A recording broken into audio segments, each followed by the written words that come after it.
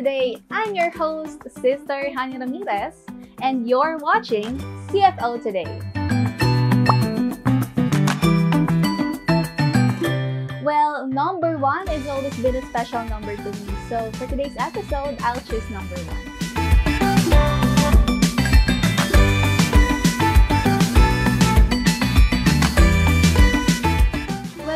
Ma-disappoint ko o kaya hindi ko ma-reach yung expectation ng mga mahal ko sa buhay. But then again, I learned na communication is always the key. So, okay lang naman pala sa kanila na hindi mo maabot yung expectation nila. Syempre, lahat tayo may hangganan ng kakayahan natin. So, yeah, communicate lang. And now, it's your turn mga ka-CFO today. Let us know your answer to our question for the day na sinagot ko din kanina using the hashtag CFOKnows when we share this episode this Monday. At alamin naman natin ang mga kwentong hatid ng mga kapatid natin mula sa kapisan ng Pansambahayan.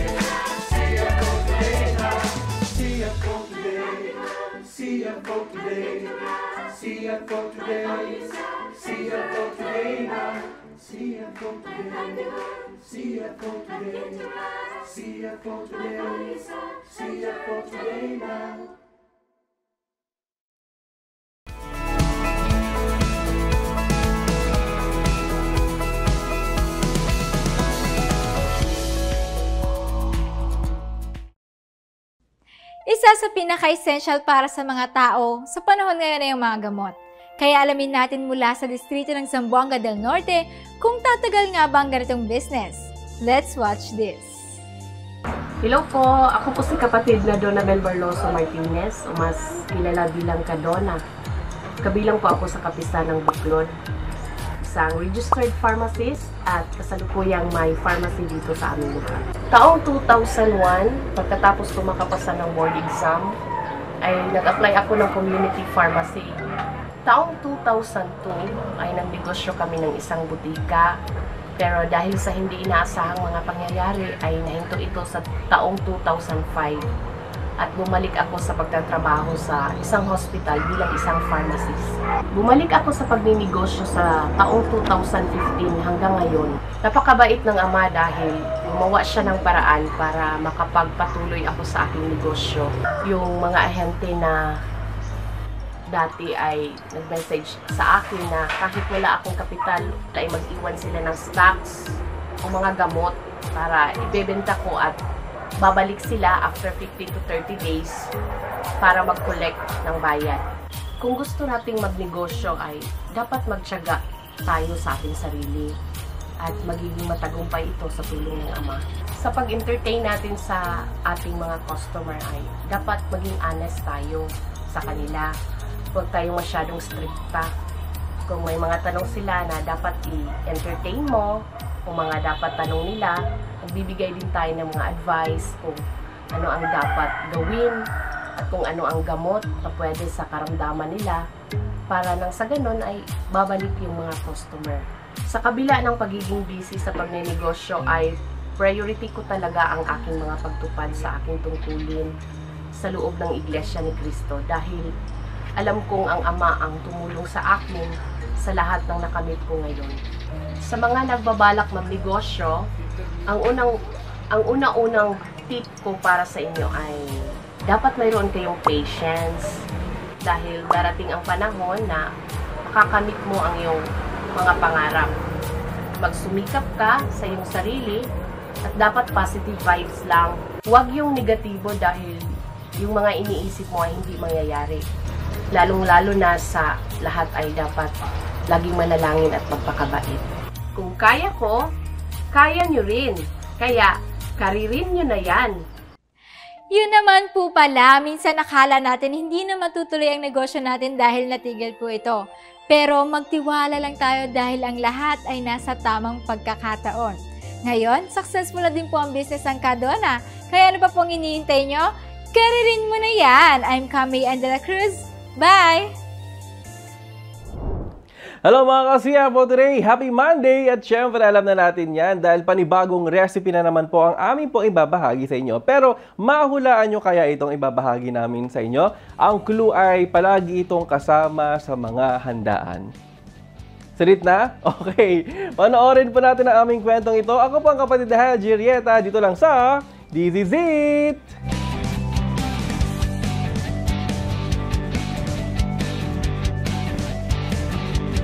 Hello po mga ka-CFO today! Ako po ang kapatid na Rachel Rivera mula po sa Kapisanan ng Kadiwa. Ngayon ay ibabahagi ko sa inyo ang paggawa ng special tuna lumpia from scratch.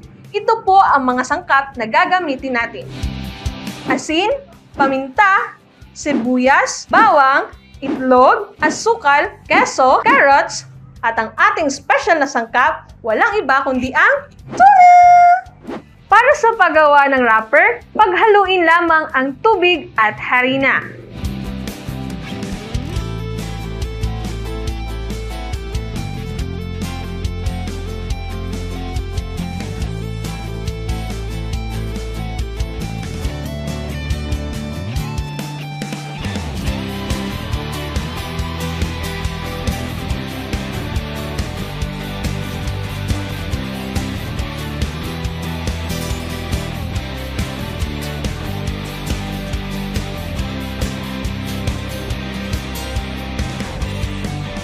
Sa paggawa naman ng ipapalaman sa lumpia, paghaluin lamang ang lahat ng mga sangkap.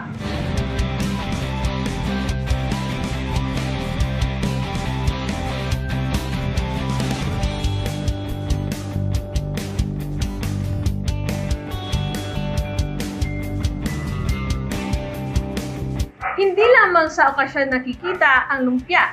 Katunayan, ito ay madalas naming inihahanda sa tuwing natapos ang aming isinasagawang aktibidad tulad ng tree planting, cleanup drive, at pagdadalaw. Ayan mga kapatid, ready na po ang ating special tuna lumpia. Ano pang hinihintay nyo? Gawin nyo na rin ito sa inyong tahanan nang mapagsaluhan ng iyong pamilya.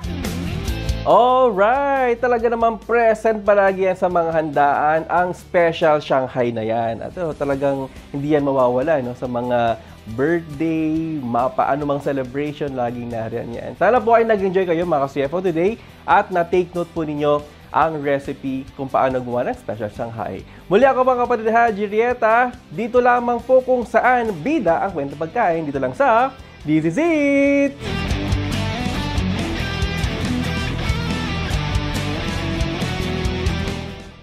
Bilang mga masisiglang kaanib sa Iglesia ni Cristo at parehas pa silang busy sa kani-kaniyang trabaho, papaano nga ba minamanage ng mag-asawang ito ang kanilang oras sa trabaho, sa pamilya at higit sa lahat sa pagtupad ng kanilang mga tungkulin? Sama-sama tayong maging inspired today sa kwento ng buklod couple mula sa Distrito Eclesiastico ng Negros Oriental. Let's all watch this.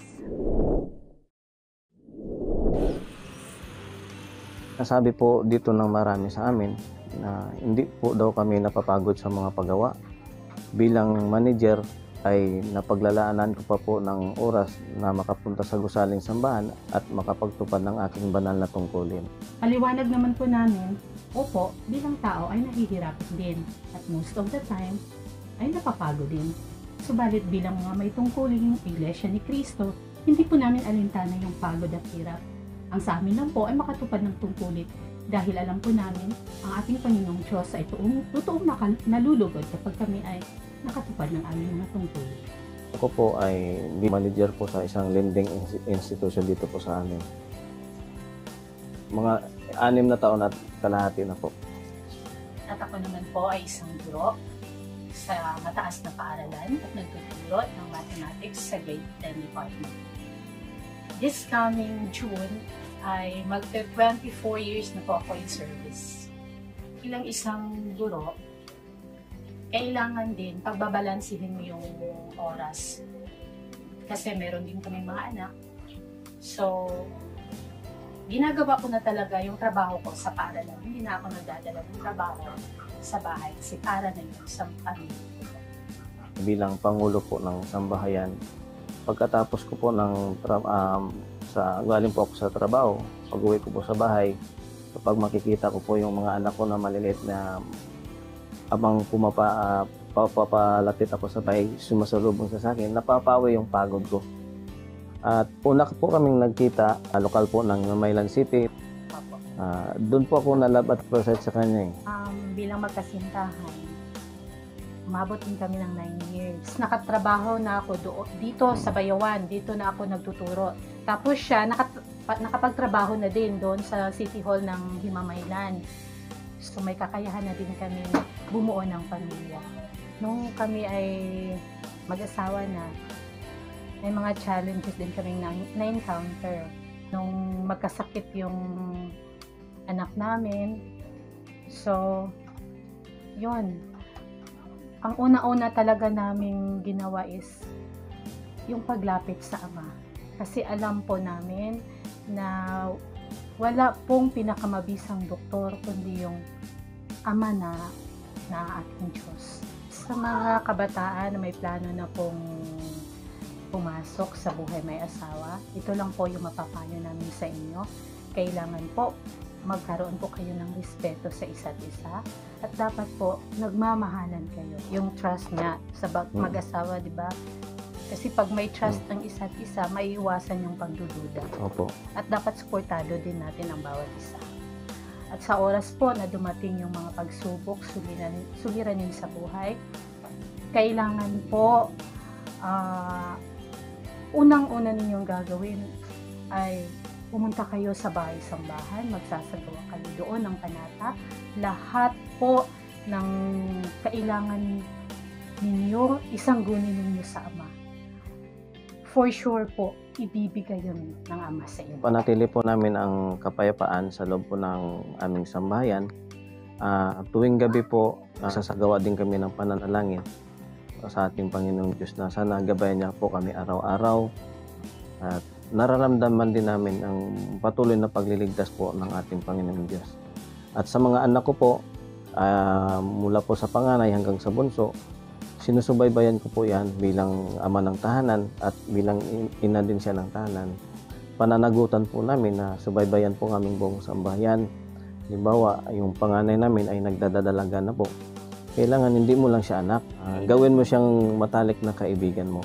Kasi pagka may problema yung anak natin, sa amin po sinasanguni, kagad-agad mabigyan po ng payo. Oo. Kumbaga, sila ang magiging best friend mo at ikaw din ang magiging best friend nila. Trust and support sa isa't isa. Yan ang sikreto sa masaya at payapang pagsasama ni kapatid na Ray at Rose. And syempre, hindi sila nakakalimot na humingi ng tulong sa ating Panginoong Diyos. Sana ay naging inspired kayo today sa love story ng ating mga kapatid. Ako po si kapatid na Mako May Chan at abangan po ninyo ang iba pang inspiring stories dito lang sa CFO Today.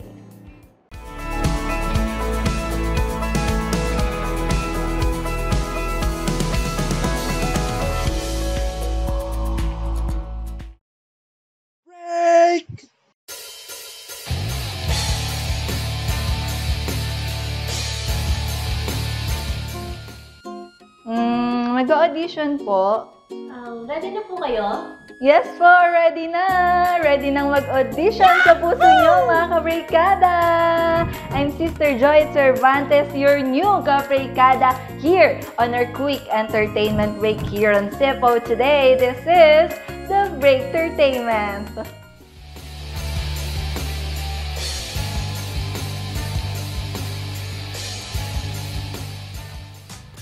I hope pasado na ako sa inyo, mga kaprikada. Oh, yeah. Yes, sa inyo. And for sure, itong aking performance ay Live performance po pala na makakasama natin today ay pasadong-pasado sa inyo. Watch this! Hello po mga kapatid! Ako po si kapatid na Joanne Sasedon mula po sa lokal ng Tisa, distrito ng Cebu City, Cebu. Ako po ay natawag sa loob ng iglesia noong 2014. Isa po akong masiglang kaanib at katunayan po niyan, ako po ay isang mang-aawit sa aming lokal. To sing the INC original music, narito po ang kapatid na Joanne Sacedo mula sa distrito ng Cebu City, Cebu. Today is your day!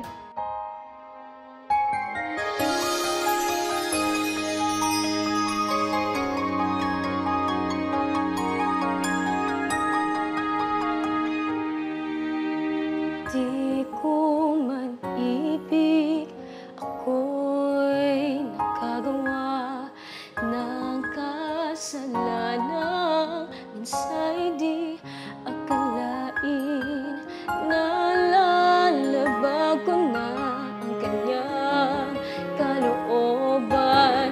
Ngunit siya'y mabuti, ako'y kinahahabagan.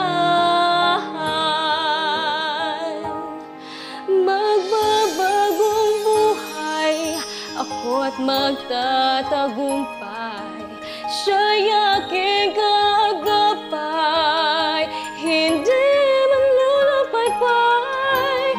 Nawa ko'y patawarin, puso ko'y linisin, nawa'y kanyang pawiin ang habis sa akin.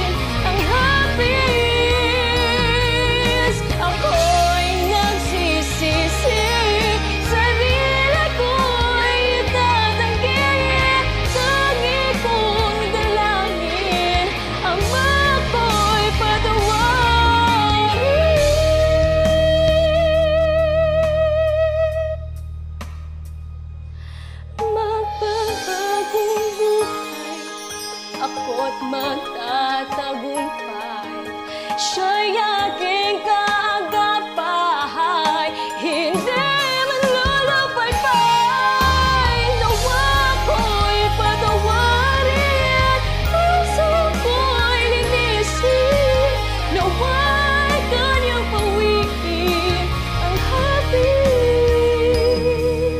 sa akin.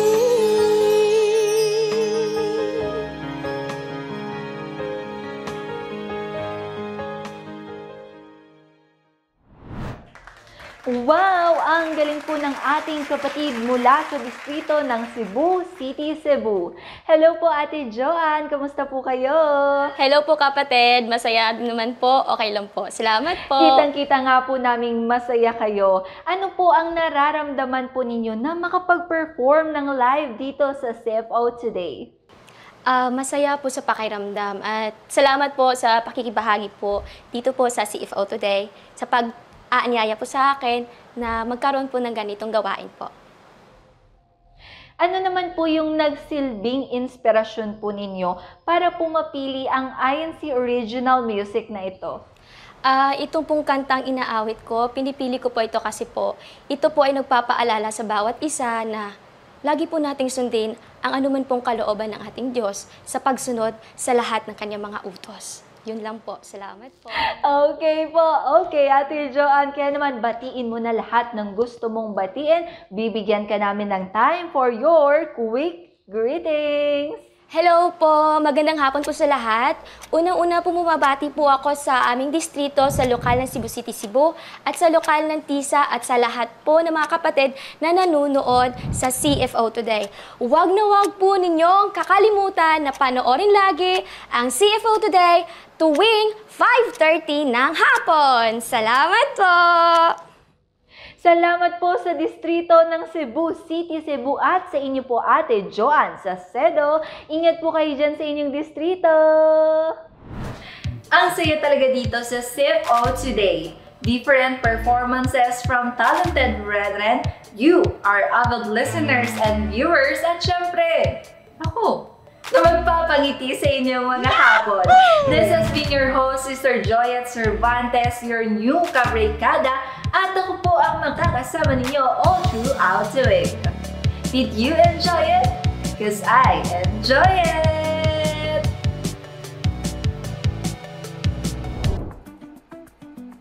And that's how our Monday should end, mga ka-CFO Today. Puno ng inspiration at may energy pa rin para baon natin pang bukas, di ba? Kaya always keep up with the latest stories sa ating Facebook at YouTube channel at i-follow nyo na rin ang ating Instagram handle.